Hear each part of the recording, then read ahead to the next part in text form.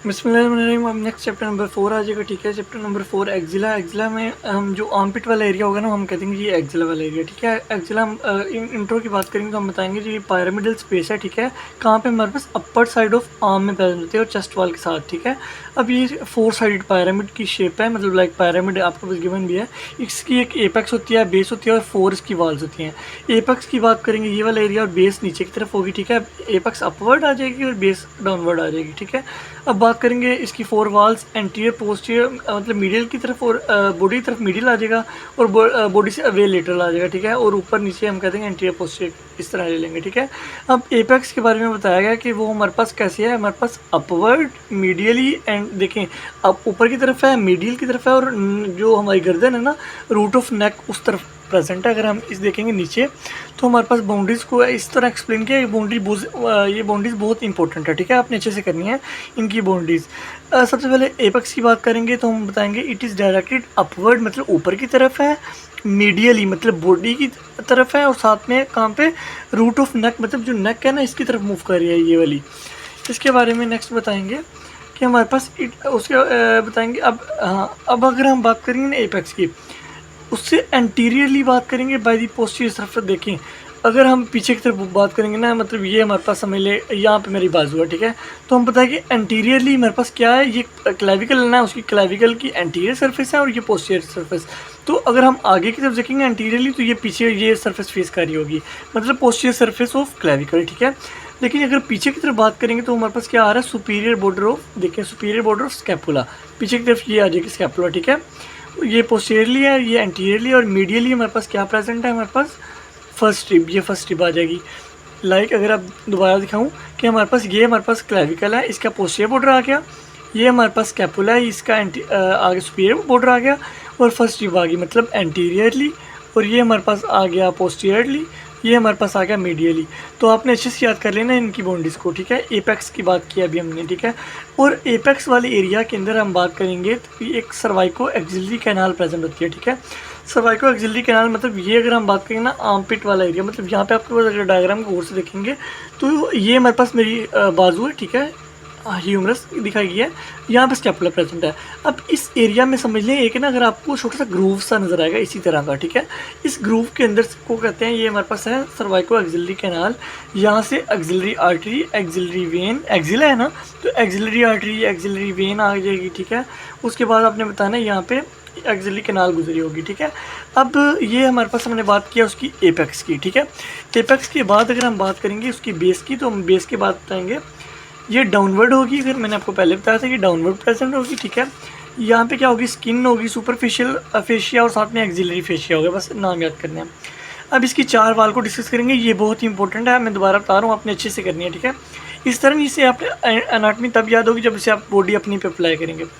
अब एंटीरियर वाल के बारे में बताएंगे। ये हमारे पास देखिए एंटीरियरली अगर हम बात करेंगे एंटीरियरली क्या क्या प्रेजेंट है, अगर मतलब देखिए अगर आपने पिछली वाली वीडियो देखी है, मैं लिंक डिस्क्रिप्शन में दे दूंगा। अगर आपने पहले वाली वीडियो देखोगे ना तो आपको देखें, अगर मेरी बॉडी है ना, मैं अगर सामने की तरफ फेस किया हुआ है तो सबसे पहले मतलब मेरा बेस्ट वाला एरिया मतलब जो पेक्टोरल रीजन वो आ रहा है ना, तो एंटीरियरली साइड आपने सारे पेक्टोरल रीजन के मसल वगैरह बता देने हैं। ठीक है, लाइक एंटीरियर वाली साइड क्या प्रेजेंट है, हमारे पास पेक्टोरल्स मेजर आ जाएगा, क्लैवी पेक्टोरल फेशिया आ जाएगा और पेक्ट माइनर आ जाएगा। ठीक है, 3 चीज़ें सीख। ठीक है, पेक्ट मेजर, पेक्ट माइनर, साथ में क्लैवी पेक्टोरल फेशिया, मतलब पेक्टोरल वाला एरिया याद रख लेना है। पोस्टीरियर मतलब पीछे की तरफ अब क्या प्रेजेंट होगा, सबस्कैपुलरिस, टीरिस मेजर और लेटिस्मस डोर्साई। लेटिस्मस डोर्साई अगर हम आगे जाके पढ़ेंगे, ये हमारी कमर वाला मसल है, मतलब बैक साइड वाले मसल्स आ जाएंगे। ठीक है, एंटीरियर वाल भी हो जाएगी, पोस्टीरियर वाल होगी। ठीक है, अब अगर हम लेटरल मीडियल वाल की बात करेंगे ना, तो हमारे देखिए मीडियली तो रिब्स ही प्रेजेंट है ना, अगर आप गौर से देखेंगे तो मीडियली तो रिब्स ही प्रेजेंट है। ये तो हमारे पास एपेक्स आ गई थी, बेस हमने स्किन वगैरह बता दिया था। अगर हमने बात की ना एंटीरियर वाल, एंटीरियर की तरफ तो ये मसल प्रेजेंट है ना, देख लें अगर गौर से देखें तो। अगर मीडियली बात करेंगे तो ये देखें ये रिब्स ही सारी प्रेजेंट है ना, तो ये मीडियली रिब्स आ जाएंगी। उसके साथ क्या आ जाएगा, सिरेटस एंटीरियर, यहाँ पे सिरेटस एंटीरियर शो नहीं किया गया, वो एक मतलब हमने पिछले चैप्टर में पढ़ा है, वो मसल आ जाएगा। ठीक है, वो आ जाएगा मीडियली। उसके बाद लेटरली की बात करेंगे, लेकिन लेटरल की तरफ, बॉडी से अवे की तरफ, तो हमने बताया शाफ्ट ऑफ, देखिए अगर ये हमारा बॉडी है, तो उससे अवे यहाँ पे शाफ्ट ऑफ ह्यूमरस ही प्रेजेंट है ना, इस तरफ ह्यूमरस, तो शाफ्ट ऑफ ह्यूमरस बता देंगे, ठीक है। उसके साथ बता देंगे short head of bicep brachii. Bicep brachii मतलब अगर आप जब आर्म पढ़ेंगे ना, तो आर्म के ऊपर मसल्स होते हैं, मतलब उनमें से एक मसला बाइसेप ब्रेकियाई, तो हमने बता देना ये 2 मसल हो गए। मतलब अच्छे से अगर आप बाउंड्रीज कर लेते हैं ना, तो आपका यहाँ से कोई MC को गलत नहीं हो सकता। और कंटेंट ऑफ एक्जिला आपने रट्टा मार लेना है, इस तरह अच्छे से करना है कि आपको ये आया हुआ है, ठीक है। एक्जिला है ना, तो एक्जिला में एक्जिलरी आर्टरी, एक्जिलरी वेन, उसके बाद बता देना आपने इंफ्राक्लेविकुलर पार्ट ऑफ ब्रेकियल प्लेक्सिस, ठीक है। उसके बाद एक्सिलरी लिम्फ नोड, देन आपने बताना है इंटरकोस्टल नर्व्स आ जाएंगी, लॉन्ग थ्रेसिक नर्व आ जाएगी और एक्सिलरी फैट। 3 चीज़ें तो एक्जिला वाली हैं, axillary artery, axillary vein, axillary lymph node, axillary हमारे पास फैट आ जाएगी और साथ में नर्व्स वगैरह आ जाएंगी, ठीक है। तो लेआउट आपने नहीं करने, ठीक है। उसके बाद आ जाता है आपका एक्सिलरी लिम्फ नोड। हमने पिछले चैप्टर में भी एक्सिलरी लिम्फ नोड पढ़े थे कि हमारे पास जो मेनली जहाँ ड्रेन करी होती है हमारे ब्रेस्ट, वो एक्सिलरी लिम्फ नोड में करी होती है। लेकिन अब एक्सिलरी लिम्फ नोड होते हैं ना, उनका मतलब ग्रुप्स हैं, टोटल 20 से 30 ये नंबर में होते हैं। लेकिन अगर बात करेंगे ये 5 टाइप्स के होते हैं, 5 ग्रुप्स की फॉर्म में प्रेजेंट होते हैं। एंटीरियर ग्रुप होता है, पोस्टीरियर ग्रुप होता है, लेटरल, सेंट्रल और एपिकल। ये अच्छे से अगर आप ग्रुप कर लेते हैं तो एक्सिलरी लिम्फ नोड मतलब देखें, एंटीरियर पोस्टीरियर 2 चीज़ें होंगी, लेटरल एक चीज़ होगी और सेंट्रल और एपिकल हो गया, ठीक है। ये आपने इससे कर लेनी है। मैं आपको बता रहा हूँ कि अब जो आर्टरीज़ हैं और नर्व्स हैं, ये हम एंड पे एक वीडियो में कवर करेंगे, तो अभी आपने इसको नहीं सोचना, ठीक है। आर्टरीज एंड नर्व की मतलब टोटल बॉडी, ये अपर लिम्ब की आर्टरीज की एक वीडियो बन जाएगी और साथ में जो अपर लिम्ब की नर्व्स हैं ना, उसकी एक वीडियो बना दूंगा, और भी इसी तरह वीनस ड्रेन की बन जाएगी। बाकी आप अच्छे से कर लें, ये मैं आपको बाद में अच्छे तरीके से समझा दूंगा, ठीक है। नेक्स्ट देखिए, आपने वो करते साथ एक्सिलरी वेन मैंने आपको पहले बता दिया। अब मेनली एक्सिलरी लिम्फ नोड की बात करेंगे। जो एंटीरियर वाले हैं ना, वो कहाँ पे पड़े होते हैं, लाइल कहाँ पे, लेटरल थोरैसिक वेसल्स के एंटीरियर मतलब पड़े होते हैं, ठीक है, उनके साथ साथ पड़े होते हैं। अब जो हमारे पास होते हैं ना, हमारे पास और ये कहाँ से रिसीव कर रहे होते हैं, मेजर पार्ट ऑफ ब्रेस्ट, मतलब जो एंटीरियर मतलब एक्सिलरी लिम्फ नोड है ना, वो कहाँ से लिम्फ ले रहे हैं, मेजर ब्रेस्ट से ले रहे हैं मेनली। और पोस्टीरियर ग्रुप की बात करेंगे, वो कहाँ पे पड़े होते हैं, स्कैपुलर वेसल्स के साथ, और लिम्फ रिसीव कर रहे होते हैं हमारे पास अपर ट्रंक से और साथ में axillary tail of the breast से। इसी तरह आपने बताना लेटरल ग्रुप वाले होते हैं, वो कहाँ से कर रहे होते हैं, रिसीव अपर लिम्फ से, और सेंट्रल वाले कहाँ से कर रहे होते हैं, एक्जिला के अंदर से ही, ठीक है। उसके बाद बताना है एपिकल वाले होते हैं, वो क्लेवियो पेक्टोरल फेशिया। आपको इनके नाम याद होने चाहिए, ठीक है। ट्राइब्यूटल कहाँ से कर रहे हैं, ये नाम भी याद हो तो आपका काम चल जाता है, ठीक है। उसके बाद आपने देखें, ये आपके पास गिवन भी है, लाइक देखें ये लेटरल ग्रुप है, ये कहाँ प्रेजेंट है, सेंट्रल ग्रुप है, ये कहाँ प्रेजेंट है, तो इनकी आपने लोकेशन अच्छे से कर लेनी है, ये प्रेजेंट कहाँ पे है, ठीक है। बाकी आपका हो जाएगा, ठीक है।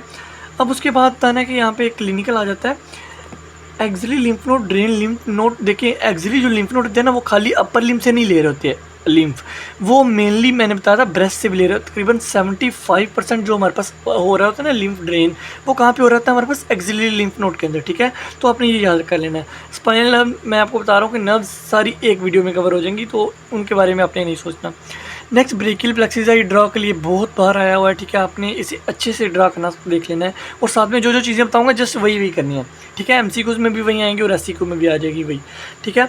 सबसे पहले तो आपने बताना जो ब्रेकियल प्लेक्सिस होती है ना, इसके रूट होते हैं कहाँ से, C5 से लेके T1 तक, ठीक है। सर्वाइकल 5 से लेके थोरैसिक 1 तक, ठीक है। 3 ट्रंक होते हैं, अपर, मिडल, लोअर, ठीक है। उसके बाद आपने बता देना इसके बारे में, 2 डिवीजन होती हैं, anterior division, posterior division, 3 code होती हैं इसकी, ठीक है। लेटरल, पोस्टीरियर और मीडियल। अगर आपको ये याद हो गया ना, तो मतलब आपकी ब्रेकियल प्लेक्सिस क्लियर है, ठीक है।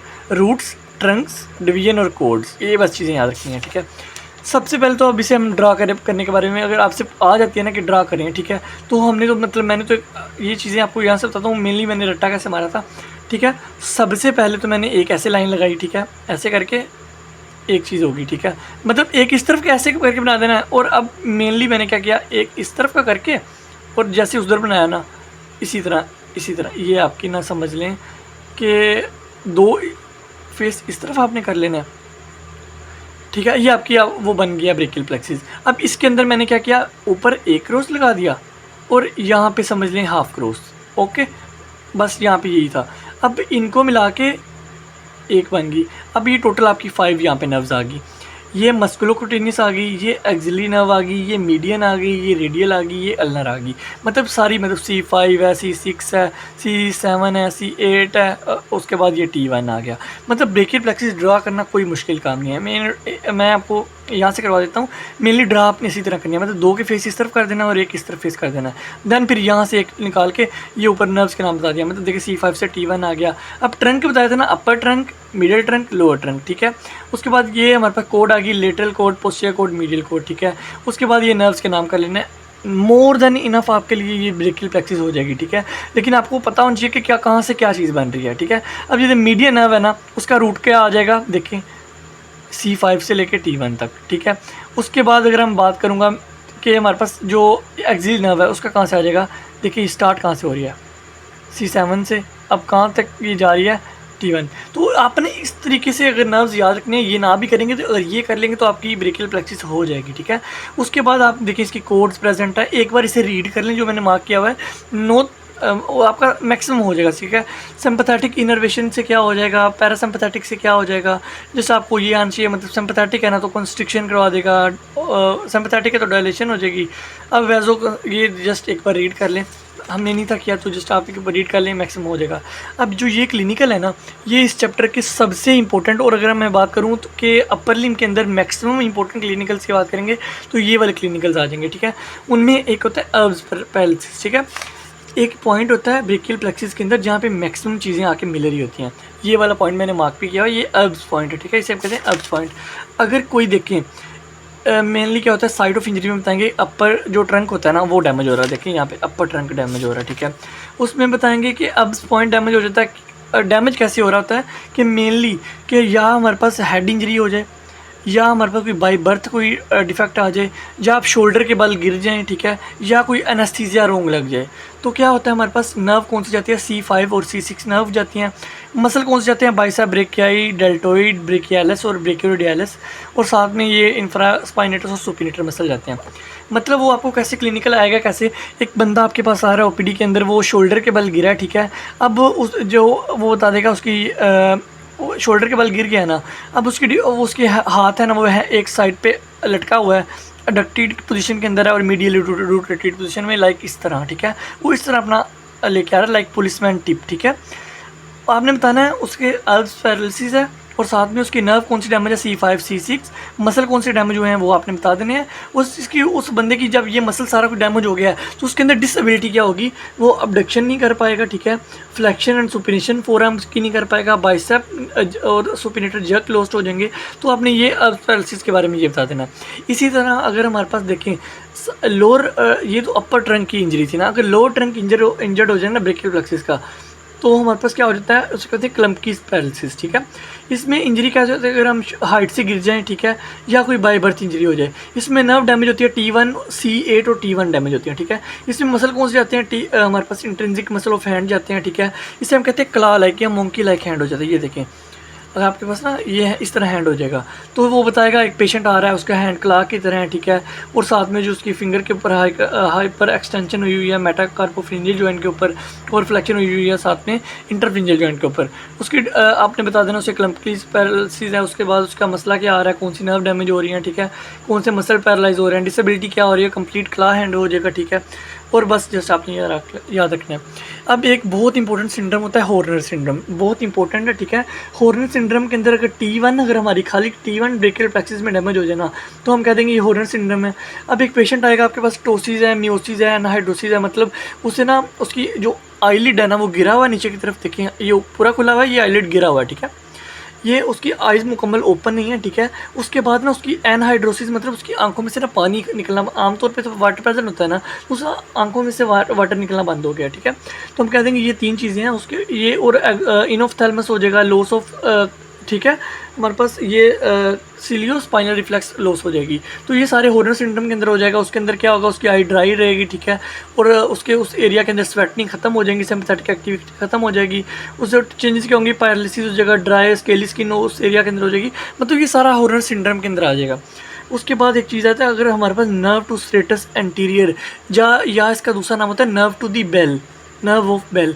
इसने सेरेटस एंटीरियर को सप्लाई करना होता है। अगर हमारे पास किसी वजह से कोई सडन प्रेशर आ जाए शोल्डर के ऊपर, या हमने कोई हैवी लोड शोल्डर के ऊपर ना उठाया हुआ है, उस वजह से क्या हो जाएगी, सेरेटस एंटीरियर को जो नर्व जा रही थी या नर्व ऑफ बेल, ये इंजर्ड हो जाती है। तो उस पर्सन को क्या हो जाएगा, विंगिंग ऑफ स्कैपुला हो जाएगा। ठीक है, पिछले चैप्टर में मैंने नाम लिया था विंगिंग ऑफ स्कैपुला का, अभी आपको वो दिखा दूंगा तो क्लियर हो जाएगा। ठीक है, उसके अंदर वो कोई चीज़ को जब भी पुल करेगा ना, तो उसका ऐसी इस तरह का कोई मसला आ जाएगा। लाइक यहाँ पे गिवन नहीं है आपको विंगिंग ऑफ स्कैपुला, मैं आपको जहाँ पे भी वो आया तो अच्छे से एक बार दिखा दूंगा। ठीक है, तो वो आपने एक बार कर लेना है। देन डिसेबिलिटी क्या होगी, वो पुश नहीं कर पाएगा, पुशिंग एक्शन में उसे मसला आ जाएगा। ठीक है, उसके बाद ओवरहेड एब्डक्शन, मतलब अपने हाथ जो बाजू है ना वो सर से ऊपर नहीं लेके जा सकता।